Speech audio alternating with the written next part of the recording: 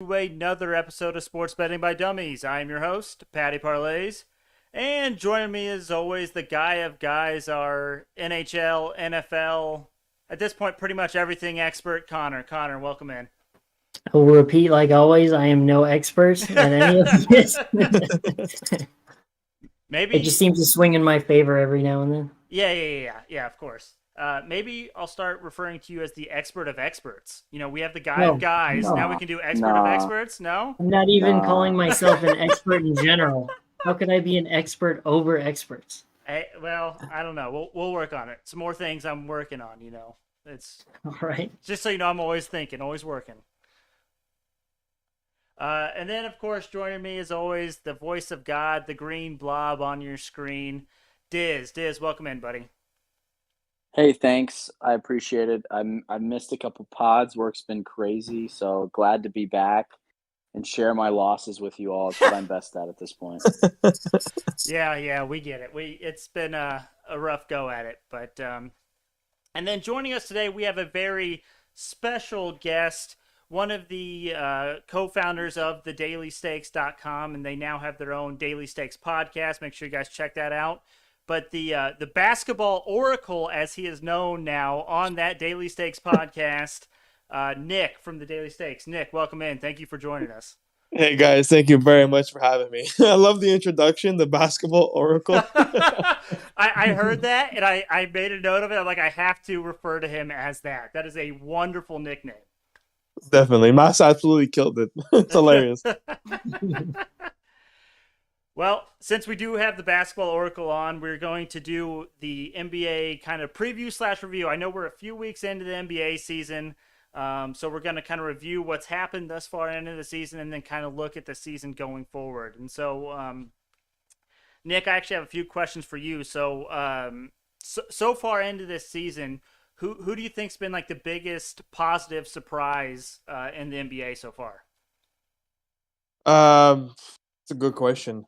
To my well, in my personal opinion, biggest surprises out of the gate are the 76ers competing and how they're competing with what happened over during the offseason and the players that they're kind of playing with at the moment. Then you got the Denver Nuggets, who are also in kind of causing problems for other teams, especially with Jamal Murray out, Michael Porter Jr. not playing as well as he was last season. Kind of you have Nikola Jokic kind of leading the force, and the role players are kind of playing tremendously well. And then, of course, I've said this every podcast on the Daily Stakes pod, it's the Cleveland Cavaliers. Yep. I would have never thought, honestly, going into the season, I'm like, these guys, although they have a bunch of tall players like Jared Allen, Lauri Markkanen, I knew Colin Sexton and Darius Garland were going to be good, but I didn't know how good these other individuals are going to kind of form together. But these guys have been cover kings against the spread. So you got the Cavaliers, you got the Nuggets, and then you got the 76ers have all been surprising to me, at least.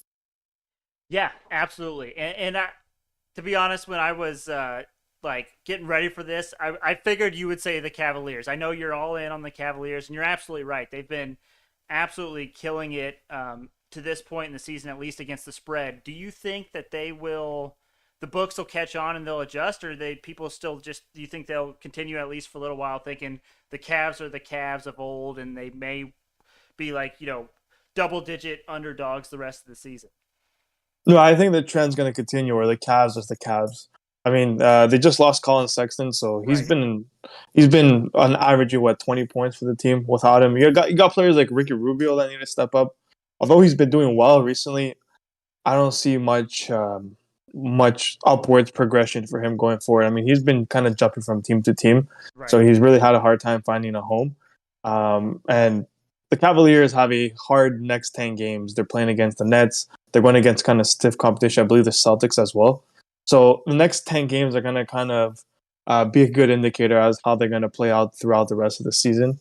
And if they continue to win and they continue to impress, then I think the books will start to adjust the lines, make them a little less spread underdogs, so ranging between, I guess, the +3 to +6 mark as opposed to double-digit spreads. But if they end up losing like 5 or 6 or 7 out of the 10 games, then they're going back to the double-digit spreads at +10, and they might kind of fall back into their historic seasons of what they're usually used to.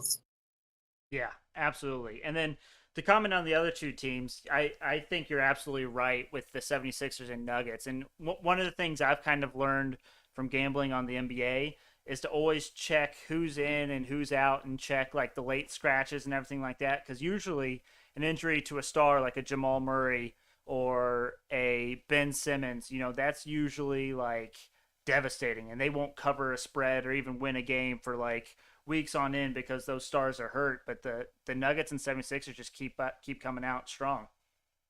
Yeah, agreed. I'm very surprised, especially with the Nuggets, because last year I was very optimistic on them to actually even win the NBA Finals. But then you got Jamal Murray that went down and got injured, kind of ruined their hopes of progressing. And this year, all kind of the stiff competition that they played against, they came out and compete. I mean, you saw how they demolished the Miami Heat, and how kind of one of the Morris brothers kind of went off. The Heat have not been good as of late. And just yesterday, without their two stars, the three stars actually, the big three that they have, Jamal Murray, Porter Jr., and Jokic, they beat the Pacers.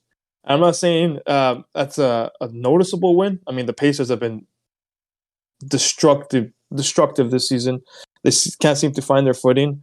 It's very impressive from the Nuggets standpoint that to do what they're doing at the moment without their three stars on the court, it just shows how dangerous they can be in the future. Absolutely, absolutely. And so now on the flip side of that, who do you think's been the biggest negative surprise this season so far? And I know for me personally and for us, most of us in here are Pacers fans, and what you just mentioned, I mean, absolutely devastating. I mean, we have a new coach, so I understand there's a little bit of a growing pain there, but it's not really a new coach because Carlisle's been here before. He's been in the league for a while, but the Pacers, man, they just can't seem to figure it out. So they're on my radar as one of the biggest negative surprises. I mean, obviously because I'm a fan, but does anyone else jump out to you that's really kind of seen some regression this season or really hasn't been performing up to expectations? Yeah, two of the teams, both in the Eastern Conference, and I think you guys might know them as well. You got the Boston Celtics, Yep, and the Atlanta Hawks. yep, Coming into the season, I thought the Hawks are gonna, and this is a personal, it's not based off any kind of analysis or stats or whatnot. I thought the Hawks are gonna perform better than they're performing at the moment, and that was just based on the environment and what they built over the course of their playoff run. Kind of beating teams the way they did, beating the New York Knicks, kind of having statement games against the Knicks, against the 76ers. It was very, very impressive display. And you thought that momentum would have kind of continued up into this regular season, but it just looks like them as well. Trae Young is having difficulties with the new officiating. He's not getting the calls he's used to. So that's kind of affecting their performance. And then the Boston Celtics. Don't get me started on these guys. They yeah, seem they kind of have it figured out, but not really. I mean, when you got Dennis Schroeder and the Lakers kind of didn't want him, and then you picked him up just because out of necessity, it doesn't show too much for the organization at the moment. And then you got kind of the Smart, Brown, and Tatum, a little bit of discomfort there within that relationship. yeah. And they're looking to trade for Simmons. It just goes to show like how toxic or how not together that team is at the moment. So I would stay away from those two teams as well. Absolutely, absolutely. And it's funny you mentioned Trae Young and his not being able to adjust to officiating. Our guy Connor here, I don't know if you watched the Hawks game, Connor, or you just saw highlights or something, but you had some very strong comments on Trae Young. I watched it. It seemed like he was really baiting a lot of those calls, and he is one of the reasons that NBA is compared to soccer. Because of all these, like, you sneeze on the player and he broke his hip basically and needs medical attention immediately. But he can still shoot the free throw. He's good for that. Exactly. He just dives. Yeah, I watched them go up 15 on Golden State Warriors and then just get demolished when Steph Curry came back in. Yeah. It was great. But I think, too, as a whole, I think that's why we're seeing scoring numbers down from the big names like James Harden, Trae Young, Dame Lillard, all these stars that, made a living at the free throw line because they were doing, pump fakes and then jumping into people or just getting the superstar calls. Those just haven't been there so far this season. Agreed. And you notice it in their gameplay. I mean, the Portland Trailblazers are not a team you want to bet on at the moment. I said it yesterday on our pod too. Like, Damian Lillard cannot be trusted. I absolutely love this guy, and I feel so bad for him. Last season, I drafted him first in my fantasy team. He absolutely killed it compared to most other players. This season, I stayed away from all three guys, so Harden, Trae Young, and Damian Lillard, just for that exact reason, because you knew there was about to be a regression, and with the officiating calls, it just doesn't work in their favor at the moment, and that could cost you big time from a fantasy perspective as well. Absolutely. Absolutely 100% correct. So now that we're kind of talking and shifting towards those big names, I don't know if this is someone you think will step up or someone that's been killing it so far this season, but who do you see or project to be the MVP of the league this season? I don't know that there's a clear-cut favorite or winner at least this point. I mean, we're 3 weeks in a long season, but is anyone catching your eye early on or anyone you think should go out and win the MVP this year? It's a good question because the books are constantly adjusting the lines. I took a futures bet, I think week 2, and I went heavy on Jimmy Butler to win MVP at plus 4,000. And that was just based on his performance at the beginning of the season. I mean, this man was just putting up, averaging 20 points in the first handful of games, along with the superstars that he had on his team. And that's because these other guys take away attention from him a bit, so he's not going to get as much double coverage as he's used to. And then you expect him to thrive. But coming into week 3, you see that Jimmy Butler is kind of a little bit more injury prone. So his performance is kind of going to take a hit, and his MVP chances might be affected. So if you want to place a futures bet, well, I would lean directly with Steph Curry. Honestly, what this guy has been able to do for the franchise, and with the team that he has with Golden State, is just unbelievable. It's pure talent. You don't see talent like that come out every day. And the books has just been disrespecting the man for the last 4 years, ever since Golden State was on the downhill. I'm scared to see what's going to happen when Klay Thompson comes back. But I do think Steph Curry is the leading runner, followed by Jimmy Butler. And there was one more guy I forgot to mention, Joel Embiid. I believe he's plus 1,200 on most books. Wow. Look, if the 76ers continue what they've been doing, he would probably also deserve it just as much as the other two guys. Absolutely. I don't have any disagreements or arguments with any of those. My lean, at least to this point, was Steph Curry as well. I think what he's been able to do for that team, ever since he's been there, has been incredible. He hasn't really been in MVP conversations, but I think he should be. I think he's like the best shooter in the league, and I agree with you. I think once Klay comes back, they're already dog walking teams right now without him. You get a top 3 player on your team back who can also shoot the ball. I think you got to watch out for the Warriors, and that leads into the next question. Who do you think is going to win the championship this year? My personal pick is the Golden State Warriors. It was before the season started, and through these first 3 weeks, I'm still feeling good about the Golden State Warriors. But I'm curious to see if anyone else or even the Golden State Warriors kind of catches your eye right now. Yeah, I'm looking at the NBA championship odds. The top 4, you got the Nets, the Lakers, the Warriors, and the Bucks. Mm-hmm. We all know the Utah Jazz is not going to win. These guys are they're absolute chokers when it comes to kind of the Western Conference Finals. They never seem to make it past that level. If they do, then Donovan Mitchell, you should start respecting his name. But until he proves otherwise, I don't think they have a chance. The Denver Nuggets are paying pretty well at plus 1,700. So I think they're kind of worth a look at the futures. But I would have to go back maybe to the Milwaukee Bucks at plus 800. These guys, Giannis Antetokounmpo, you just see him playing right now. He's in his groove. He feels like the NBA right now is his playground at the moment. And with the core that they set around them, the role players like Middleton, Holiday, they even picked up Grayson Allen from the Grizzlies. Yep. These guys are just firing on all cylinders. I'm not sure if you guys watched the game yesterday against the Knicks, but they had like a 21-point lead. Knicks cut the lead down to I think 3, and then they just took over again in the last 4 minutes. So it's really, really, really scary to see. So I would put some money if you want to take a futures. I would put some money on the Nuggets and the Bucks. But I do agree with your bet here on the Warriors as well as plus 750. I personally don't see the Brooklyn Nets going anywhere. Kevin Durant and James Harden, they're absolute monsters on the court, but you need role players that could come into their own and kind of give you that point support off the bench. and they just don't have it. I find, especially when you go down the stretch, they're very injury prone, so I don't see them winning. And the Lakers, I don't know. Westbrook, he wants a ring, but I call him West Brick. Honestly, if you see him in the fourth quarter, just get the ball out of his hands. Except for yesterday's game, but just get the ball out of his hand. He's gonna make more mistakes than others, I would say. So, um, but it's hard to tell right now. I mean, I would put $5 on each. The Warriors, the Bucks, and the Nuggets. You're still getting a positive payout on that, and then you take it from there, and then at least you have something to celebrate too at the end of the day. Absolutely, absolutely, and I think you make a very good point about the Bucks.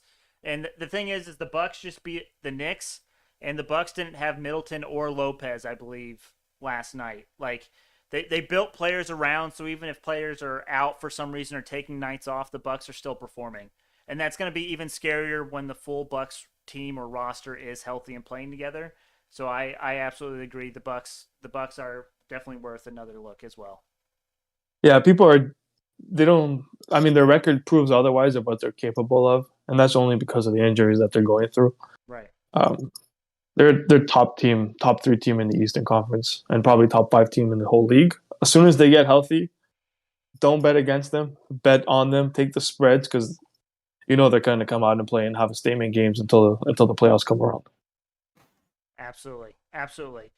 Well, as we wrap up this kind of NBA preview/review, there are 3 games tonight, Nick. I believe we have, let me see, we got 76ers versus the Raptors, Jazz versus Pacers, and then Clippers versus the Heat. Do you like any of these games tonight? Anything you're feeling particularly good about? So you got the Raptors playing the 76ers. The Raptors, I believe, are 4-1 against the spread against the 76ers, and the 76ers are coming out with a lot of role players. We saw the Raptors play yesterday. They looked kind of good against the Celtics, not too great. And I believe Pascal Siakam is sitting out tonight's game. That is correct. I think Yep. yesterday should have been his first game back from injury. I don't like him too much. I don't think he deserves the star recognition that many people or a lot of the press has given him over the course of the years, especially when Kawhi Leonard was around. So with him out of the lineup, you got more movement with Van Vliet. You got Scotty Barnes that's on fire, and Anunoby. Like these guys they just fit into the Raptors culture. And I think with Siakam off the lineup, I think the Raptors are going to come out and beat the 76ers in tonight's game. So take them on the +4. On the +4, they're giving you 4 points, and they're 4-1 against the spread on the road. So without Embiid in the center, I don't see the 76ers being able to compete. What about you guys? What do you guys like? So I'm gonna get there a little bit later, but I definitely picked the 76ers. So not feeling great about that. Absolutely love the Jazz -10 versus the Pacers. The Pacers live and die by the 3, but also they give up a lot of threes, and the Jazz shoot the 3 most threes in the league. So I think the Jazz will light it up tonight against the Pacers, and the Pacers might get blown out of the building. And then the one I feel probably least confident about is I went Clippers -4 versus the Heat. I don't know if Jimmy Butler's playing. I know he's questionable. He kind of got banged up in last night's game, and the Clippers without Kawhi have actually looked fairly decent this season early on as well. So I went Clippers there. I think that's a good bet. I mean, Jimmy Butler is out. Okay. So without him on the floor, you see the Heat kind of struggle to kind of find themselves. You got Tyler Hero that steps up. But if you want a player prop on that game, I took Reggie Jackson at over 18.5 points. I think he's been averaging 20 points a game over the last 4 to 5 games. So I would, if you want some more action on that game, something that's a little not guaranteed, because with the Clippers, when you take a -4, just given their current lineup, you never know what could really happen, right? Especially when Kawhi Leonard doesn't play. Last season, when Kawhi Leonard and Paul George were on the court, fourth quarter spread on the Clippers was pure money. I was making so much cash off that play only because these guys knew how to close out games. So you realize a trend and you take it. In this case, you got Paul George leading the charge, and without Kawhi, you never really know what to do. So I would take Reggie Jackson as he's the second points man on the Clippers at the moment, who gets a lot of shots. So over 18.5 points there. Nice. Love it. Absolutely love it. Well, that's our NBA preview and review. So let's get into our dumbest dummy picks. Connor, how did Oop. your picks do for Monday? Went 2-1. Had my NBA parlay hit all 4 games. Couldn't tell you who they were again. I know the Grizzlies and Golden State hit part of it. Killing it. Yep, good. Yeah, I know those two won out of the 4. I guess the other 2 were just blowouts that I didn't care to look at them again. Oh, okay. Yeah. Yeah, okay. Solid. Good preparation for the podcast. We're really killing the game. Hey, I don't look in the past. Okay, all right. We're on to the next one. That's right. I'm looking forward to the next one. Okay. Diz, how'd you do? I went 1-1. I fell victim to the Panthers. I bet with my heart stupidly. It was a great boost. Yeah. It was 3 favorites, Panthers, Caps, and Maple Leafs all to win. Panthers were the one I was most confident about. I wasn't even worried about it. But over 5.5 hit. Patty and Connor, I know I texted you this in the group message. I actually put 100 piece on over 5.5 and I Panthers can't believe Rangers. you did that. That was And oh my god. And my bankroll, I don't think my financial advisor would be very proud of that decision. And like honestly, the craziest part about that bet was I knew I couldn't watch the game, and kind of in a Patty parlays fashion. Oh my god! Kind of in a Patty parlays fashion because he's a fraud fan. I was like, I'm not gonna watch this No. game. I'm not gonna watch this game. I'm just gonna like get score updates so I know where I'm at. And at the end of the night, we hit it big. But yeah, I'm not gonna do that anytime soon. I was real nervous there for a bit. I think it was like 2-0, or it was like 1-0 after 1, but then there were like 4 goals in the third. So I got really lucky, and we found a way to win. But 1-1, my units went down, but my bankroll went up, you could say. Go ahead, Connor. You see, you got lucky. You got lucky. What's up? Luck is for dudes. Oh my gosh, I can't believe you threw that in there, Connor. So thank you, I appreciate that. Sorry, he said it, and it was like a trigger in my head. Yep. Like, oh. For those that don't know, it's a South Park episode, season 23, episode 7. But what? It is rated mature, so I would not. I'd be careful. He didn't just memorize that, Diz. We looked that up earlier. Yeah. I was like, what? Someone else asked about it earlier, and so I had it just ready to go. But anyways, Diz, I cannot believe that you did not watch that game. And not only did you not watch that game, you put 100 piece on it. Every time I come in here and I say, I am not watching a game, I'm betting on a game, but I am not watching it, I get so much crap from you. And right, but you got to understand. You got to understand. It's so much money that if you watch that game, like I would have lost my mind. There was 1 goal in the first period. I mean, it was just. I knew I had something going on. I was like, I'm not gonna be able to watch this game. And so you just say, let's just throw 100 piece. No problem. Yeah, I was super confident about it, and like I wasn't on the pod Monday, but it was my most confident bet. I was going to say, like, the Panthers average, like, 4.8 goals by themselves. Right. And, like, the Rangers average, like, 3.5. I was just confused. It felt like too good to be true. I was looking into it. I was like, what's the catch? I'm not going to overthink it. Like, I'm putting 100 piece, and I'm not going to worry about it. I'm going to have the notifications on my phone. So, like, every time I heard the ESPN notification, I was like, sweet, we're one step closer. It was just, I know, it's a Patty Parlays move. It's a fraud fan move. But, I don't know. I don't know. It was a good bet. We hit it, baby. We cashed it.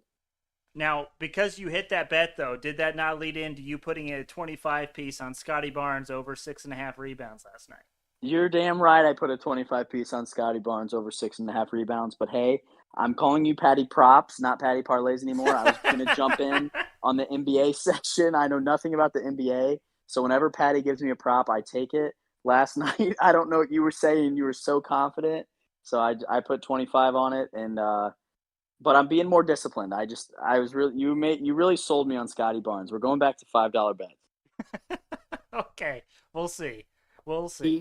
He You really threw me off with that same bet yesterday. I said, okay, on a scale of 1 to 10, because I'm planning on putting 10 on this. You're like, oh, I only put $1 on it. I was like, oh, okay. That, but You're like, but I'm very confident. You only put about it. $1 on that? well, I had a $10 free bet on DraftKings that I also put on it. So Okay. I didn't put just $1 on it, but You risked only $1, though. You could have let me know that. That would have been. Yeah. but it hit. It hit. We're all good. We're all making money. We're It's betting the fine. bankrolls over here. We're not like Diz. We're not throwing 100 piece on something, but No. anyways, I went 1 and 2, but with plus money odds on the one that I hit, I did actually move up in units. And so in the dumbest dummy competition for November, I am up 3.98 units. Connor is up a whole 0.89 units, and Diz is up 2.76 units. So I'm looking for another free dinner from one of you two gentlemen if you guys can just keep it up. Are you at? What's your number again? 3.98. Oh, come on. I thought you were up like 10 again, and I was No. gonna be pissed. No, but no, no. We're fine. Not that far ahead, but I am there. But all right, so let's get into our competition bets for tonight. I've got 3 for you gentlemen. The first one is a boost on FanDuel. I like the Bruins and Islanders to win at plus 220. Now, I don't necessarily. This is more of a value pick for me than like an actual. I feel great about it, if you will. These games both seem like toss-ups, and Connor's shaking his head because I know he's on the opposite side of probably both of these games. But I really do think that these games could go either way, and so getting them boosted to plus 220 odds, I'm killing it. I am really just killing it. At plus 220 odds, I think it's just too good for the value, so I took that. And then I got 2 props for you. Patty props, Diz. You were spot on. Yes, sir. The first one I'm doing Lamar Jackson over 235.5 passing yards tonight. Now, I will say that this has actually moved up, but he has hit this in 6 of 8 games this season, which is surprising. Normally, you think Lamar Jackson, you think he's just running the ball all the time, but he's actually hit this in 6 of 8 games this season, and then Miami ranks 30th in pass yards given up per game this season.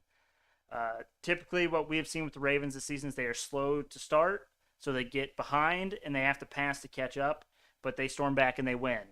Now, the problem is this is the Miami Dolphins, and the Ravens could get up by 21 points and then never pass the ball. So that's the one flaw in my logic or one issue I see, but I still feel confident enough to take this bet. Defense might have more rushing yards than or receiving yards than any of the receivers for the Ravens. Yeah, and Connor had thrown out the taking an anytime touchdown scorer on the Ravens D or special teams or first time touchdown scorer even. Well, how many times did they turn the ball over last week? They did turn the ball over, I believe, 4 times against the Texans. Yeah, and it was the Texans. Yeah, not a great game last week, but in a short week, and I don't. Does anyone know if Tua's playing or is it Jacoby again? I think it'll be Jacoby. I'm not sure. I think that's what I heard as well. So I think Nick's spot on. So, yeah, I don't know if this is necessarily great. The more we're talking about it, and the more I'm thinking about it, I'm like, oh, maybe I shouldn't have done that. But it's fine. Everything's fine. We're riding with it. It's a bet. It's in there. Lamar Jackson over 235.5 passing yards. Lamar's going to go on the field, and he's going to be on Miami's 20-yard line. Possibly, yes. Start his drive. You very well could be right, but I'm hoping you're wrong in this instance, Connor. Did it go up from 235, or did you get it at less than 235, and 235 is where it's at now? I got it at 235. I believe the last I checked, it was up to 239. So I mean, it's like 5 yards. Shit. Like it's not huge. I think he probably still hit that line in like 5 of 8 games. I think he had one game this season when he had like 237. So they probably wanted to get the over to be above that number to kind of scare people away from betting the over. But yeah. I just want to jump in here, and I wouldn't say it's just 5 yards because that 5 yards could be the difference maker. Funny enough, when was that? I believe when Tampa Bay was playing the Thursday night game. I took like a 10-team NFL parlay because I had a free bet, and and the only play that lost was the over on Tom Brady's passing yards. Oh my gosh, yes, that was ridiculous. I can't believe that. That was the one where his over under on rushing yards was like 1.5 or 2.5, and then Yeah, he got like a 3 yard rush late in the game, and so everyone was like super excited and celebrating, and then he kneed the ball twice for -1 yards, and it ended up not hitting. it was crazy, man. It was just disappointing. I was just watching that game, and I was like, wow, this really happened to me at the moment. But Yeah. So on that topic, Nick, while you're here, and since it has affected you like it has affected so many, I believe that they should take the kneel out of the stats and maybe even make it its own stat, but it should not subtract from the quarterback's rushing yards. What are your thoughts on that? I don't. It's kind of a crazy off the wall question that you probably weren't prepared for, but no, I agree. I mean, everything that's done in sports nowadays, you could bet on it. yes, 100%. So the kneeling of quarterbacks kind of losing yards when you kneel, I I have a feeling that at most in some games that could be factored in. I believe I saw a video once where I don't remember what, I think it was Patrick Mahomes, where he kind of kneeled or kind of got sacked for negative yards, so he doesn't go over his over and rushing yards. Kind of affected a lot of people's game bets. But I do have a feeling that Vegas has an influence on player props as well. Whether we like to admit it or not, at the end of the day, you're going up against the sports books. Sports books' end goal is to make money. If they're not making money, then the sports book is no longer a sports book. It's just a free bank, I would say. So I would suggest they remove it because then it wouldn't screw up too many rushing yards. But I don't see it happening because they're able to kind of hedge the public bets. But like you mentioned, it ruined everybody's plays there. So I would take it out, but it's just not going to happen. Right, and then I I don't know. just Go ahead, Diz.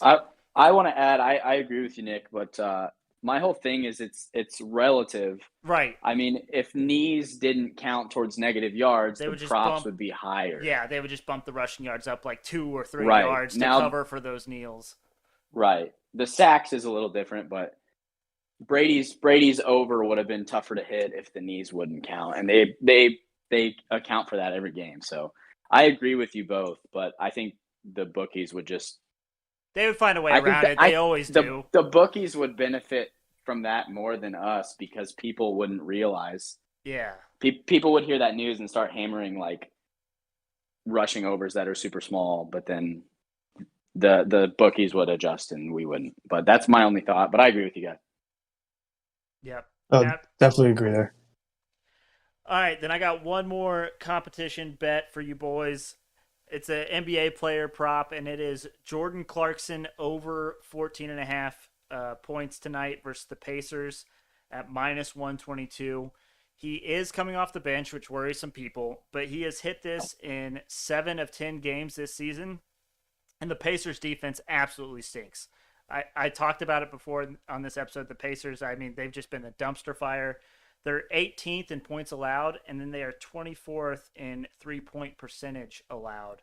I think the points will be flowing. The Jazz might put up 150 tonight on the. I mean, that's a bit overzealous, but I do think that Jordan Clarkson hits this easily tonight. And this is not a part of my competition bets, but I do want to throw this in there. I also like Mike Conley over 2.5 3-pointers in that game as well. I believe that was at like -120 as well when I got that, but he's hit that in something like 6 of 8 games he's played this season, I think. So definitely, if you're looking at players props for tonight, I would look at anyone on the Jazz on points and 3-pointers. All right, And the ahead. line moved up to 10.5. Sorry, I didn't mean to jump in the line. Move up to 10.5. It might. I mean, who knows where this thing's going to end up? But I would feel confident taking any kind of spread for the Jazz tonight. I know it's bad gambling advice, but that's just what I'm feeling. I love it. All right, Connor, what are your dumbest dummy picks for tonight? So I am taking the Dolphins plus 8.5. Ooh, okay. The Ravens have played every game to their competition minus the Chargers game, which that one still blows my mind that they just handled the Chargers like they did. But every game's close. whether it's we've seen the Lions Yep. or the Chiefs, or Yep. they keep it close. So I'm going with the Dolphins 8.5. I know I ragged on them pretty hard about the turnovers, but that just means the Ravens are going to turn it over just as much, probably. Hey, certified cover boy stamps approval on 8.5 point underdog spreads. I will say I love that. And whenever me and Connor bet together, we win together. So I am adding this to not my dumbest dummy. It's an unoriginal, so I'm not going to add it to the dumbest dummy. But Okay. in my own FanDuel, I'm going to add it. I support that. All right. Pick number 2 out of 3. I'm going with the Oilers over the Bruins. Bruins are going to lose their first home game to Ooh. possibly one of the best in the league, the Oilers. Okay. I pointed out to Patty today that their power play percentage is ridiculous. Is at 56% is what I saw last night. Everybody else is in the 30s. Yeah. Sheesh. They are clear front runners with the power plays. And my last one, I'm going with the Canucks. I think that Avalanche losing one of their best players is going to hurt them a lot. They're going to go into Colorado and just handle them. Not much else on that one. Yeah. I feel confident about the Canucks. I love it. Absolutely love it. All right, certified cover boy Diz, what do you got for your I love the nickname. self-dubbed himself? It's pretty clever. So, So I know I said I'm back to $5 wagers. Oh, My God, here we loophole go. is I have 9 dumbest dummy picks tonight. Are you kidding me? You have 9? I have 9, Dear but God. you just said I was clever. Let me finish, please. Okay. Sorry. I think I know where this is going, but yeah, go on. There are 8 NHL games tonight Yep. where the goal total is 5.5. Yep. And what I love most about those 8 is 2 of them are at plus money. So actually, if 4 of these 8 hit, I break even, not Okay. 5. Normally, because overs are minus. Most of the time, the over and the under are both minus odds because they have to have a profit or whatever. Right. But 2 of these games are plus odds. Islanders at Devils is plus odds to go over 5.5, and then Ducks at your Seattle Kraken are plus money as well. So I just need 4 of these 8 to hit, hoping that one of them is those plus odds, and then I break even. But I'm feeling good. I'm feeling like 5, maybe 6, maybe 7. That's a stretch. Yeah, I was gonna But say I you're would really love it. feeling yourself there. I would love it if 5 of these hit. I would net a profit, and then I'm feeling dangerous, so I went for it. And then my second one is a martingale. Now I wasn't on Monday's pod to say that my $20 martingale hit. That's good. So at least. we don't have to push the last lever. We don't have to go to the $40 martingale, thank God. And with that one that hit over the weekend, I am over $75 in profit, which that means if I were to lose a $5, $10, $20, and $40 bet, I would still gain profit overall. So we are riding the martingales until we lose, and I'm still going to gain a profit. So all my Diz stands rejoice. We're starting back at $5. It is a 3x2 on FanDuel from minus 110 to plus 110. 2 or more 3-point field goals in the first 3 minutes of 76ers and Raptors. And what I love about this, no offense to the NBA, I just don't follow it that much. I just have to watch the first 3 minutes of the game to know if I hit this bet or not. Yep. So Yep. those are my 9. I didn't read off the games, but just go check your bookie and see which games are 5.5 and hammer them. A lot of pucks on net tonight, so I'm feeling good. So you're doing those 8 individually. You are not 8 individually, okay. yes. And I just want to make sure. I thought about a round robin. Okay. But I stayed away partially because I wasn't prepared in time for the pod, so I just did single bets. But if you're into round robins, go for it. But that's kind of next level, and there's not a lot of time before these games start at this point. But hammer the overs, boys. So just one game I wanted to ask you about. 2 strong defenses, the Predators and the Blues. You're confident that one's going to hit over 5.5? I am not I am unaware of the teams. I'm unaware of the goal scoring. Hey, I'm aware that the total is 5.5. And also, you got to think about empty netters, of course. That's Yeah. why 5.5 is such a tasty number. I don't know. That's probably one I'm least confident about, but I'm Okay. not picky, baby. 5.5, I'm going.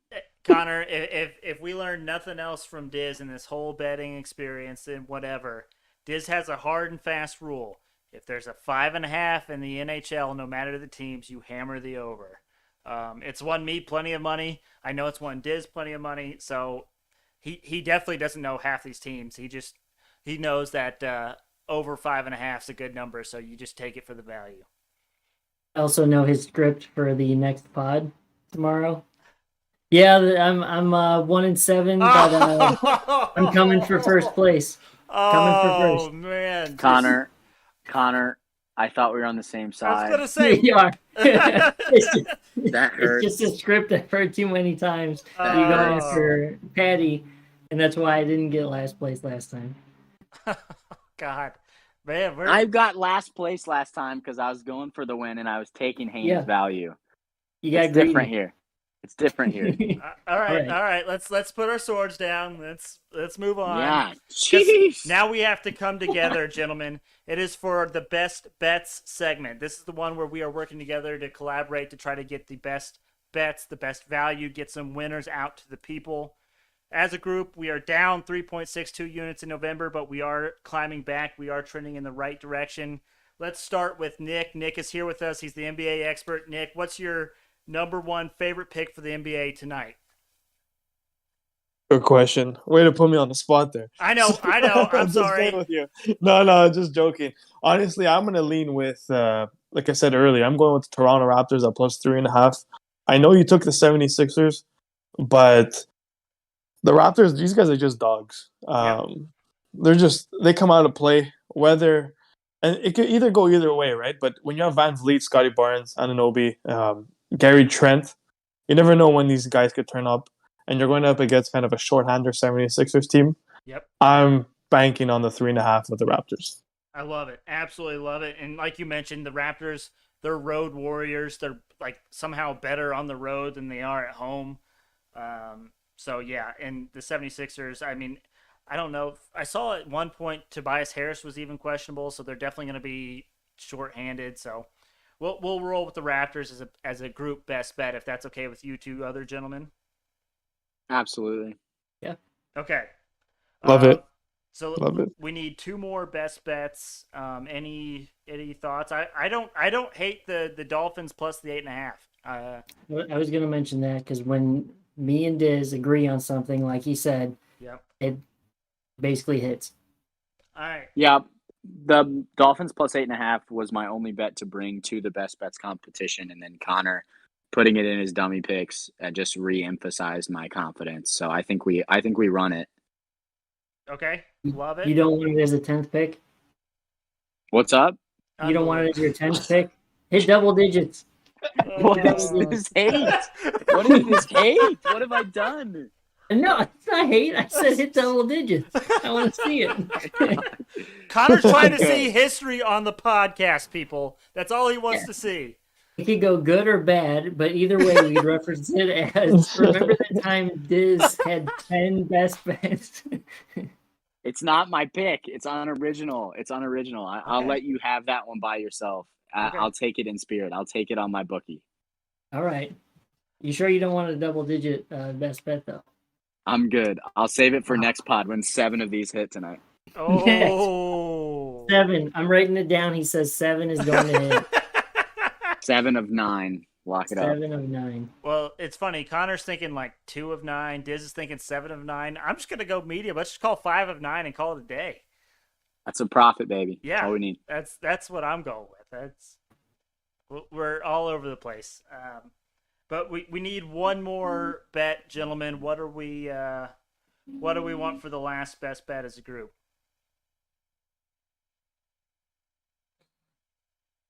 I mean, you mentioned you're all Pacers fans. Yep. And so you also mentioned that you're very heavy on Jordan Clarkson, a guy coming off the bench to put up over 13.5 points.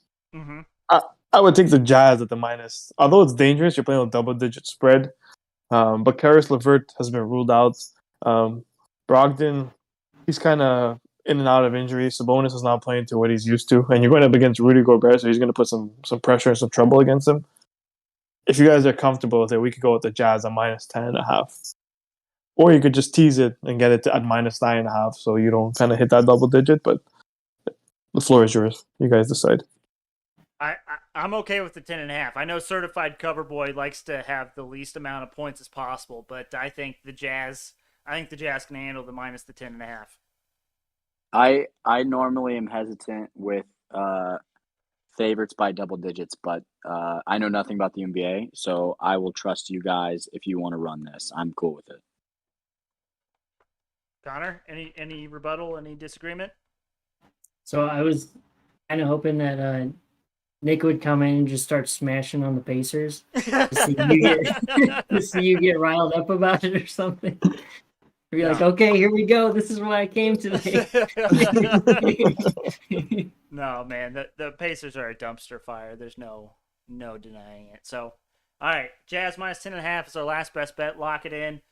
We need a perfect 3-0 night tonight, and I feel good to have Nick's blessing on 2 of the 3. So, feeling pretty good going into tonight, boys.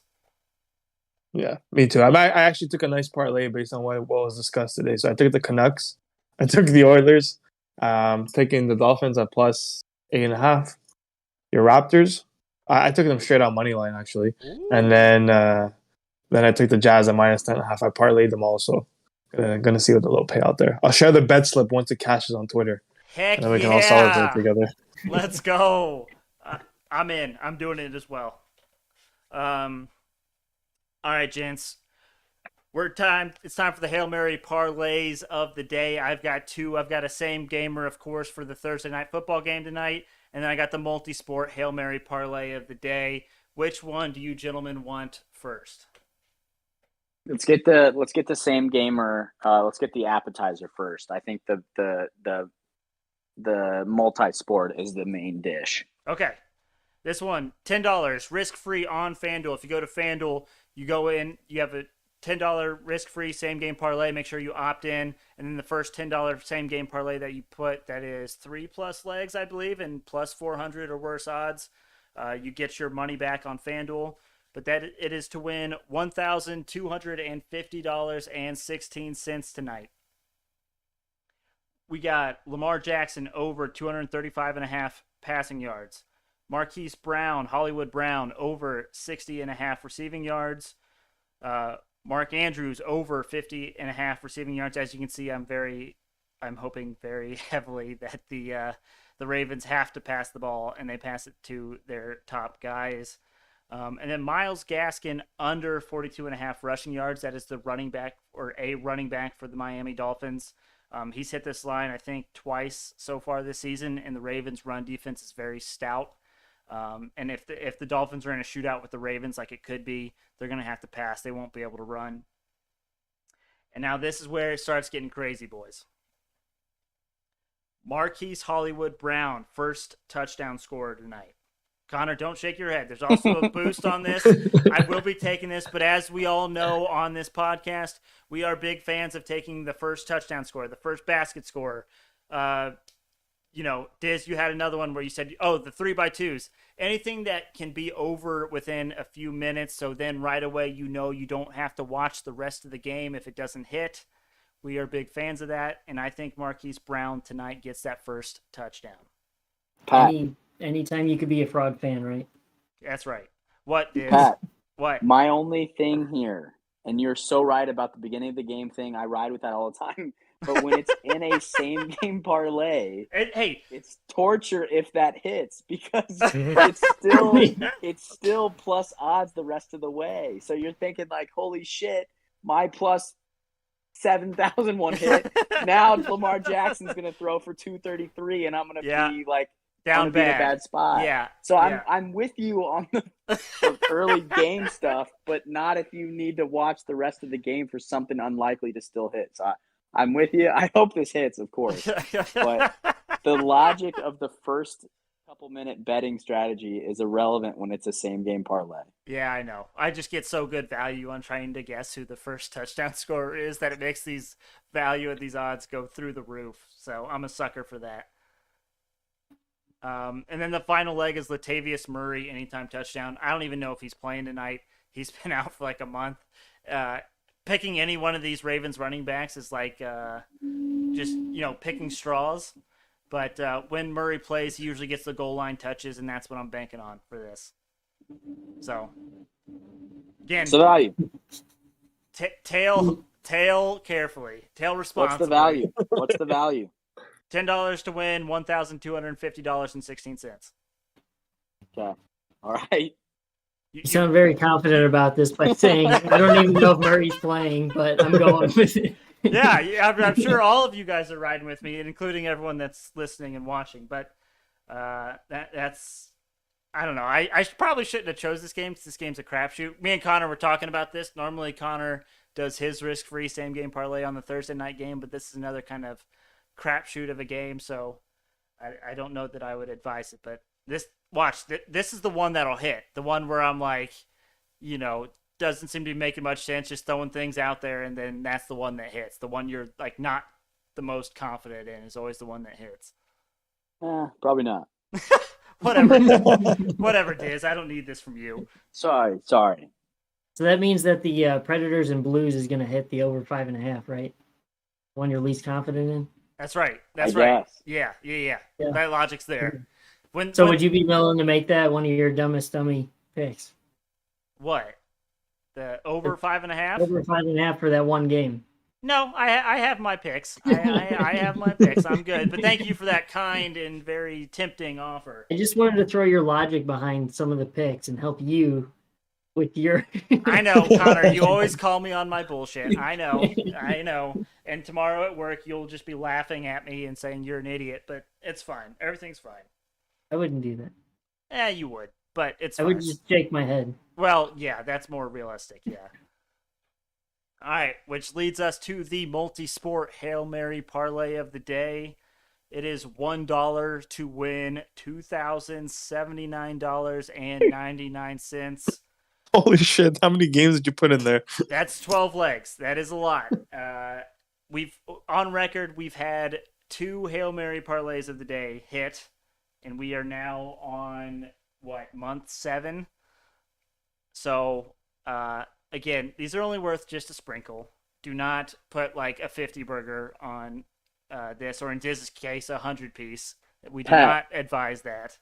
Pat, what episode is this? What episode are we on? Do you know the number of the episode? Hold on, I can check real quick. I'm not sure where this is going, but let's see. No, I mean, how much have you won? You had $1 to win 900 that hit. That was the first one, and then you had, what was the other one? You had like 1 to win 400 or something. That sounds about right. So you're up $1,300, and how many pods have we done? Like 50.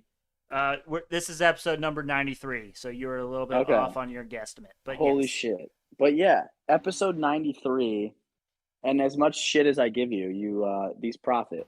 But True. Just saying, Yeah. I don't know about 2,000. That's pretty steep, but hey.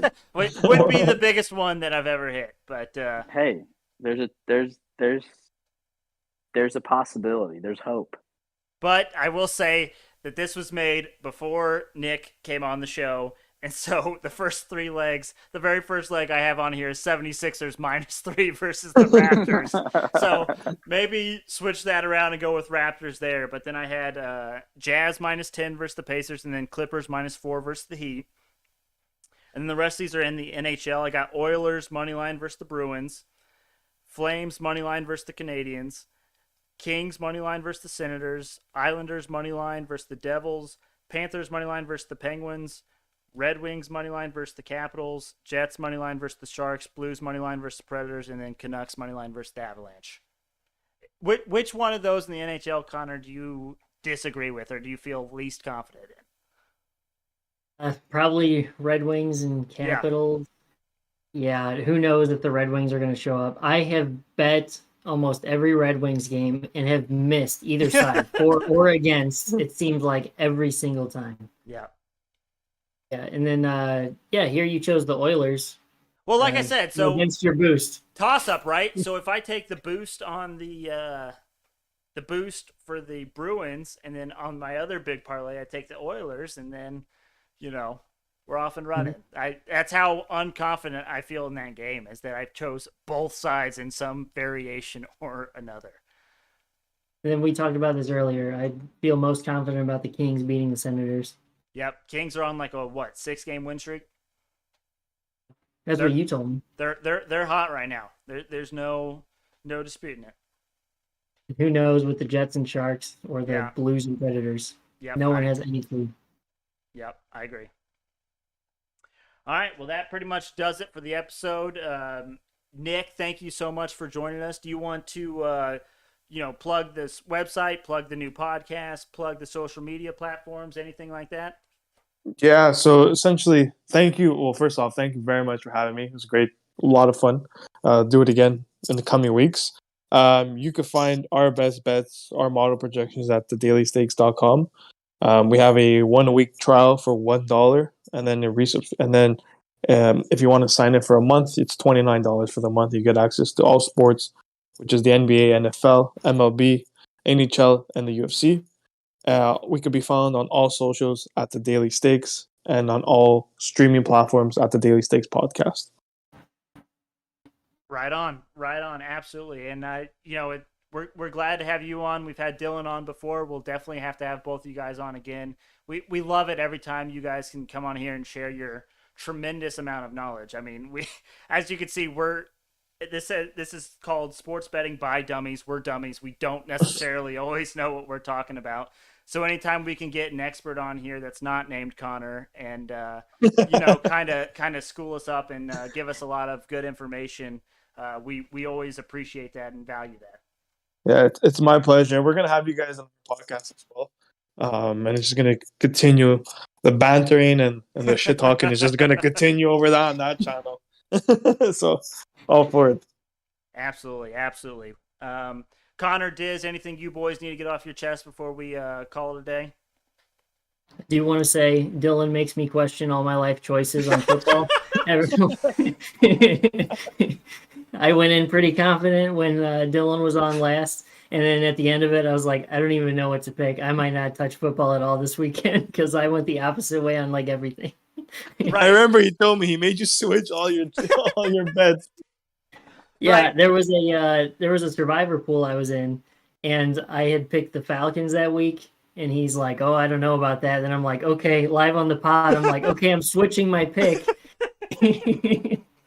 And was that the week the Falcons ended up losing to the Jets? Or I can't remember what happened that week, but it was a London game. That's all I remember. Yeah, but anyways, now that's how I feel about the NBA, right?